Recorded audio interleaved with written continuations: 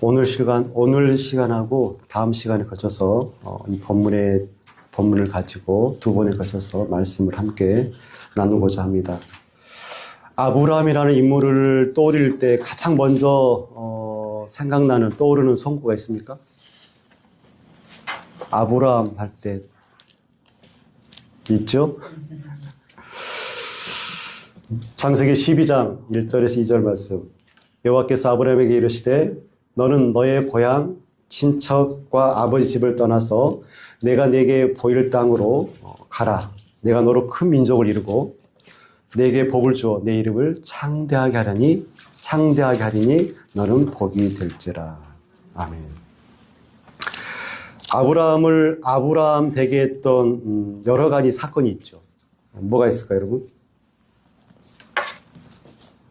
아브라함을 아브라함 되게 했던 여러 가지 사건들이 많이 있었죠. 맨 먼저 방금 읽었던 12장 1절에서 2절 말씀, 부르심에 대한 그런 사건들이 있었고, 또 뭐가 있습니까? 기근으로 애굽으로 내려가고, 또 롯과 분리되어서 먼저 땅에 대한 선택권을 롯에게 줬던 그런 멋진 일들이 있었고, 언약을 체결하고 할례를 받고, 또 이삭을 번제로 드리는 어마어마한 믿음을 아브라함이 드러내죠. 그리고 오늘 본문에서 등장하는 막벨라 굴을 사는 그런 여러 가지 일련의 사건들을 통하여서 아브라함이 믿음이 더욱 성장하고 믿음의 조상으로서의 삶을 살게 되어지죠. 아브라함을 복의 근원이요 믿음의 조상으로 정의를 할 때 무엇이 아브라함으로 하여금 복의 근원이 되고 믿음의 조상으로서의 아브라함이 되게 했을까? 무엇이? 이 질문은 곧 하나님의 백성으로서의 나의 나됨에 대한 물음과 동일한 질문일 것 같습니다. 무엇이 복의 근원이요 믿음의 조상으로서의 아브라함을 되게 했을까? 뭐라고 생각하십니까? 믿음의 조상. 뭐죠? 순종. 믿음입니다. 믿음. 이삭을 드렸던 아브라함에게 하나님이 하신 말씀이 있습니다. 창세기 22장 12절 말씀입니다. 사자가 이르시되 그 아이에게 내 손을 대지 말라. 그에게 아무 일도 하지 말라. 내가 내 아들 내 독자까지도 내게 아끼지 아니하였으니 내가 이제야 내가 하나님을 경외하는 줄 아노라 라고 말씀하십니다. 그리고 그 밑에 가면 16절에서 18절 말씀에 이렇게 말씀합니다. 이르시되 여호와께서 이르시기를 내가 나를 가리켜 맹세하노니 내가 이같이 행하여 내 아들 내 독자까지도 아끼지 아니하였은즉 내가 내게 큰 복을 주고 내 씨가 크게 번성하여 하늘의 별과 같고 바닷가의 모래와 같게 하리니 내 씨가 그 대적의 성문을 차지하리라. 또 내 씨로 말미암아 천하 만민이 복을 받으리니 이는 내가 나의 말을 준행하였음이니라 하셨다 하니라. 아멘. 나의 말을 준행하였음이니라. 독자 이삭까지 바쳐라. 그 말까지도 준행한 그 믿음이 아브라함을 복의 통로로 되게 했다는 말씀이죠. 오늘 본문은 복의 통로였던 아브라함의 또 하나의 믿음에 대해서 또 하나의 행동에 대해서 잘 드러내주고 있습니다. 사라가 죽었죠. 몇 세에 죽었습니까? 127세에 죽습니다. 오늘 본문 창세기 23장을 구성하고 있는 말씀을 보면 사라의 죽음을 1절로 기술하고 나머지 19절을 매장지 막벨라 굴을 사는 그런 과정, 그런 아브라함의 행동에 대해서 19절까지 소술하고 있는 모습을 보게 되어집니다. 2절 말씀을 보면 사라가 가나안 땅, 어느 땅이요? 가나안 땅 헤브론 곧 기랏 아르바에서 죽음에 아브라함이 들어가서 사라를 위하여 슬퍼하며 애통하다가 라고 기록하고 있습니다. 아브라함의 아내 사라가 가나안 땅 헤브론 곧 기랏 아르바에서 죽었습니다. 아브라함이 얼마나 슬펐겠습니까? 슬퍼하면서 애통했겠죠. 본토 친척 아비집을 떠나서 갈대아 우르에서 가나안까지 2,000km를 함께 걸어온 아내 사라, 그리고 사라가 90세 노년에 독자 이삭을 낳았죠. 90세 되기까지 얼마나 외로웠을까. 열국의 어미로서 외롭고 고독한 삶을 살았던 그 사라가 죽었죠. 그래서 슬퍼하고 애통합니다. 그런데 정작 성경 본문은 사라의 죽음을 한 절로 요약하고 아브라함의 행동과 아브라함의 믿음에 대해서 초점을 맞추고 있습니다. 아브라함의 말을 한번 들어보십시오. 3절과 4절 말씀입니다.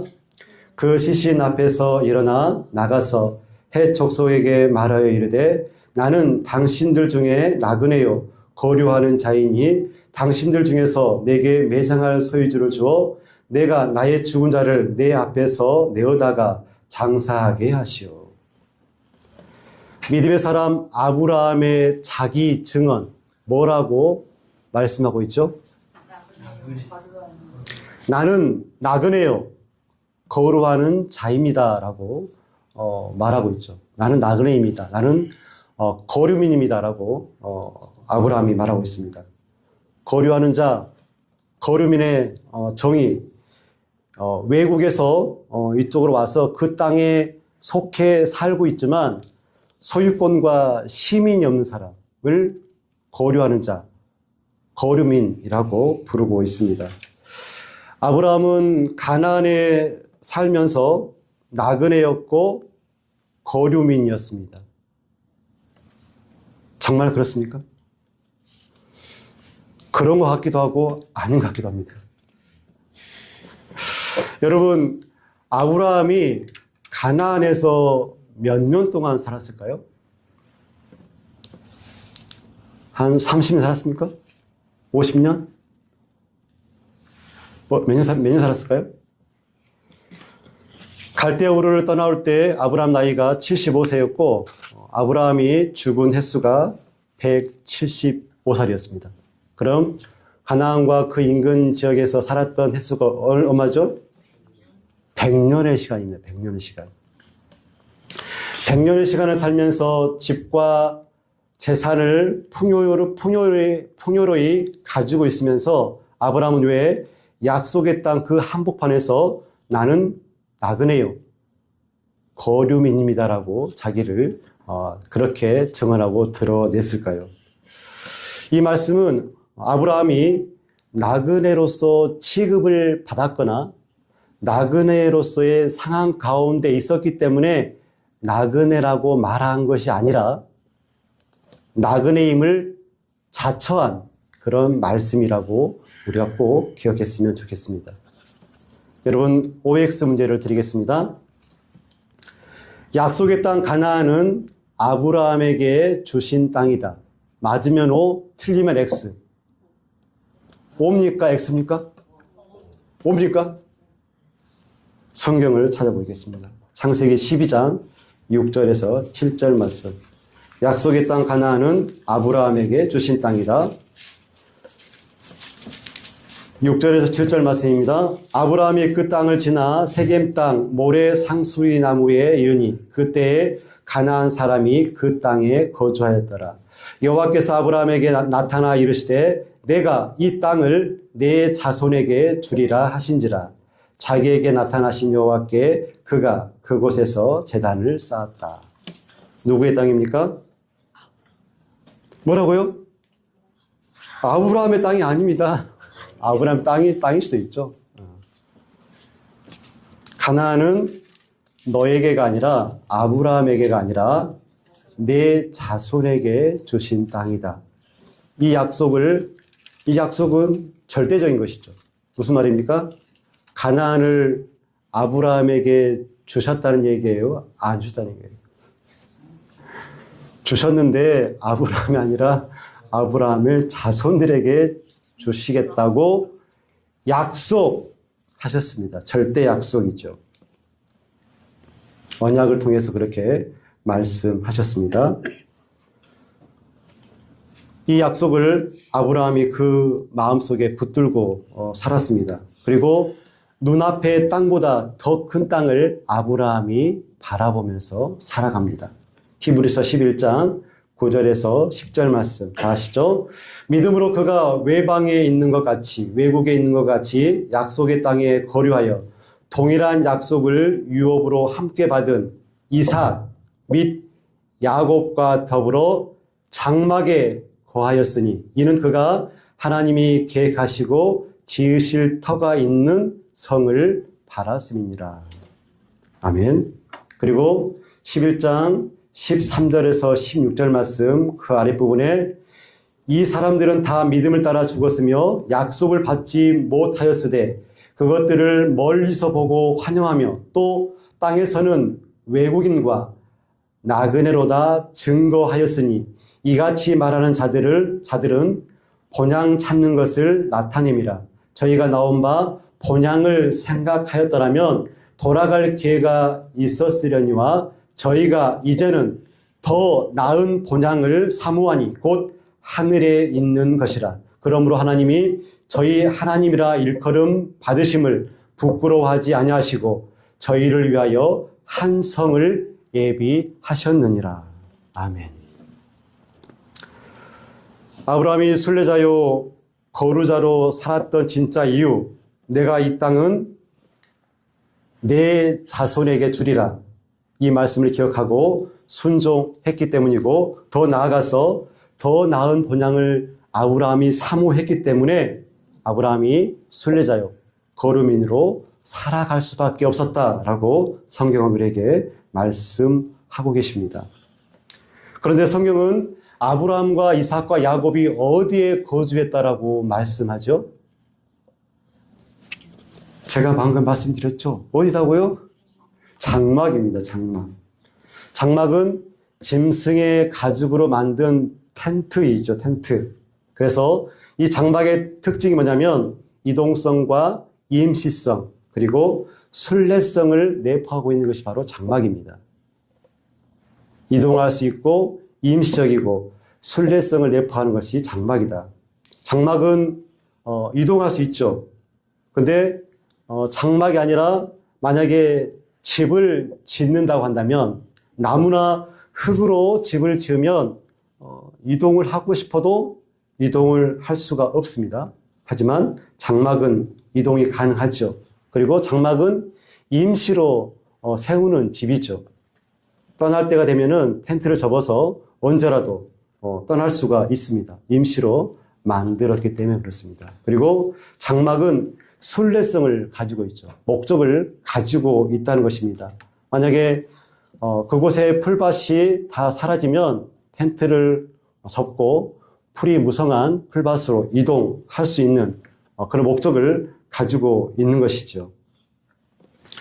영구적으로 집을 지으면 그 땅에서 그 집에 머물 수밖에 없지만 장막집을 짓는 사람은 목적지를 향하여서 언제든지 떠날 수 있는 것이죠.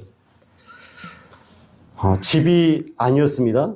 아브라함과 이삭과 야곱이 지었던 집은 영구적인 집이 아니고 텐트, 장막이었죠. 그리고 자발적 나그네였고 그리고 자발적 거루민의 삶을 살았던 이들이 바로 이 세 족장이었습니다. 그리고 말씀에 의거하여서 언제라도 하나님께서 떠나라, 이동해라 라고 말씀하시면 더 좋은 목적지, 더 좋은 본향을 향하여서 언제든지 나아갈 수 있었던 이들이 바로 아브라함과 이삭과 야곱이었고 그들의 삶이었음을 우리가 기억해야 되겠습니다. 이 장막의 삶을 살았던 분이 바로 예수님이죠. 예수님에게서 분명하게 드러납니다.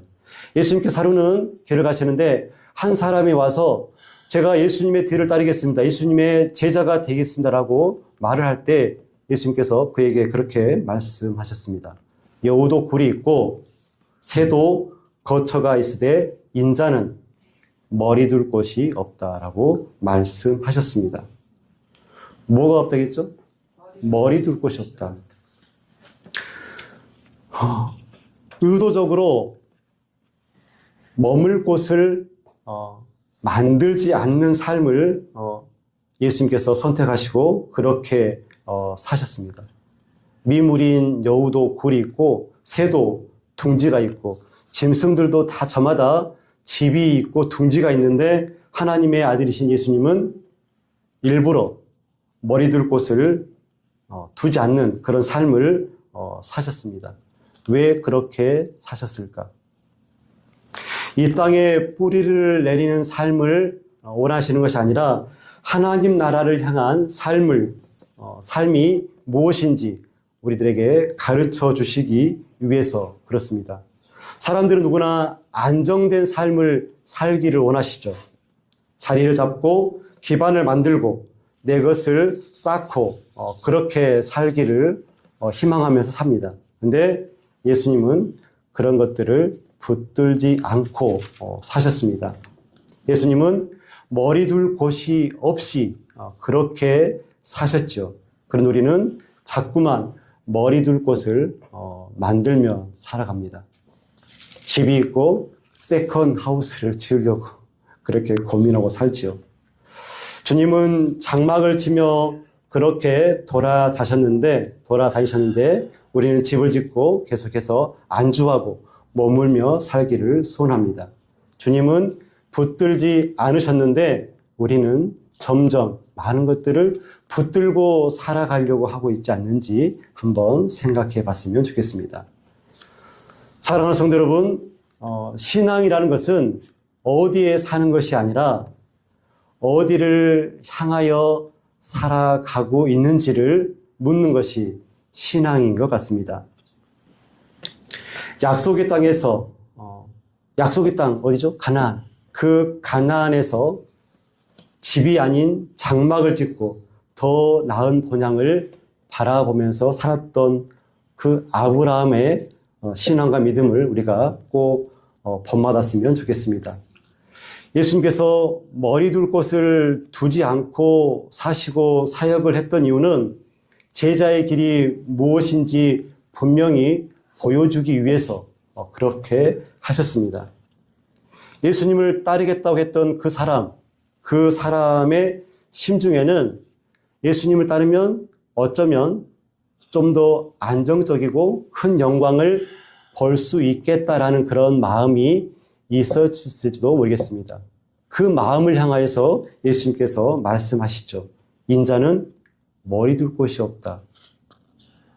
너는 머리 둘 곳을 나에게서 찾는가 본데 인자는 머리 둘 곳이 없다. 그렇게 말씀하시죠.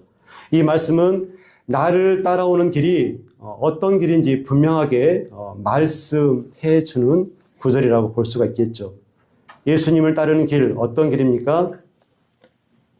편안해지는 길이 아니라 나의 평안과 편안을 내려놓는 길입니다. 집을 더 단단히 짓는 것이 아니라 장막을 치고 때를 따라 접고 다시 예수님과 함께 길을 떠나는 것이 바로 제자의 길이라고 볼 수가 있습니다. 예수님은 왜 머리 둘 곳 없는 그런 삶을 사셨을까? 이 땅이 우리의 마지막 자리가 아닌 것을 예수님께서 보여주시기 위해서 그렇습니다. 머리 둘 곳이 없다. 이 말은 어디를 향하여 살아가고 있는가를 분명하게 드러내주는 말씀입니다. 그래서 예수님의 삶은 늘 움직이는 삶, 그리고 밤낮으로 사역에 집중하는 삶이었고 붙잡히지 않는 그런 삶을 예수님께서 살아가셨습니다. 오늘을 살아가는 그리스도인 중에서 아브라함의 고백처럼 나는 나그네요, 거류하는 자입니다. 라는 그런 자기 인식을 가지고 살아가는 사람들이 얼마나 될까요? 우리는 분명 이 땅에 살고 있지만 이 땅에 속한 사람이 아닙니다. 그런 사람들이 바로 우리죠. 그래서 우리는 한번 스스로에게 물어봤으면 좋겠습니다. 내가 지금 살고 있는 이 집은 나에게 있어서 장막집인지 아니면 영원한 집인지 한번 물어봤으면 좋겠습니다. 사랑하는 성도 여러분, 이 땅에서 천년 만년 그렇게 살 것처럼 그렇게 붙들고 살아가지 않았으면 좋겠습니다. 우리가 살아가면서 물론 집도 필요하고 삶의 여러 가지 기반이 되는 것들 누리면서 살아가야 됩니다. 하지만 문제가 뭐죠? 그것들이 목적이 되어버리면 문제가 됩니다. 우리는 소유하며 누릴 수 있지만 거기에 묶여서는 안 되는 것이죠. 우리는 누릴 수 있지만 우리의 마음을 거기에 영원히 두어서는 안 될 것입니다. 그렇다면 나그네로 산다는 것은 어떤 의미를 가질까요, 여러분? 아무것도 가지지 않는 사람이 나그네입니까? 그런 삶이 나그네의 삶입니까? 진짜 무엇이 중요한지 알고 살아가는 사람이 나그네입니다. 뭐라고요? 진짜 무엇이 중요한지 알고 살아가는 사람이 나그네라는 것이죠.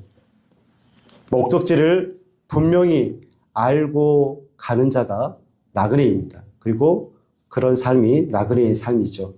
더 좋은 것, 더 나은 본향을 바라보며 그것을 선택하는 사람이 나그네입니다. 그래서 우리의 삶 속에서 이런 부분들이 조금씩 나타났으면 좋겠습니다. 떠나야 할 때 떠날 수 있는 자유함이 우리에게 있었으면 좋겠습니다.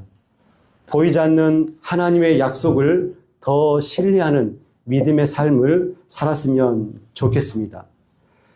아브라함은 장막에 살았죠. 왜냐하면 그의 시선이 하나님께서 준비하신 본향에 있었기 때문에 그렇습니다.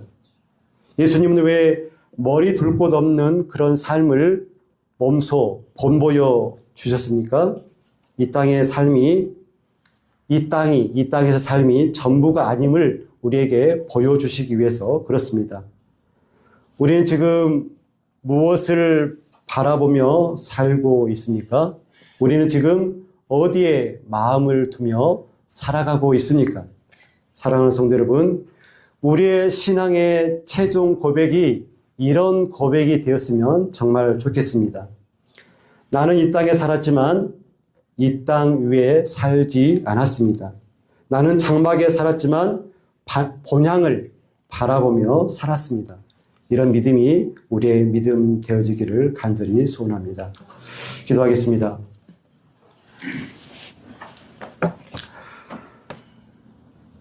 사랑과 은혜가 풍성하신 아버지 하나님, 이 시간 우리가 아브라함의 신앙과 아브라함의 믿음을 함께 묵상하고 마음에 새겼습니다. 하나님, 우리가 살아가면서 이 땅에 영구적인 집을 짓지 아니하고 아브라함처럼 장막을 짓는 그런 신앙 되어지기를 간절히 소원합니다. 무엇이 진짜인지 알게 하시고 우리의 목적지가 어디인지 정확히 알아가는 내 본향이 하늘에 있는 더 나은 본향임을 우리가 기억하며 살아가기를 간절히 소원합니다. 결국은 우리의 신앙이 나그네 신앙이요, 고려하는 이 땅에서의 삶임을 정확히 깨닫게 하시고 나그네 길 예수 그리스도와 친밀한 동행 가운데 복되고 여유 있는 삶을 살아갈 수 있도록 하나님 도와주시옵소서. 예수님의 이름으로 기도드리옵나이다. 아멘.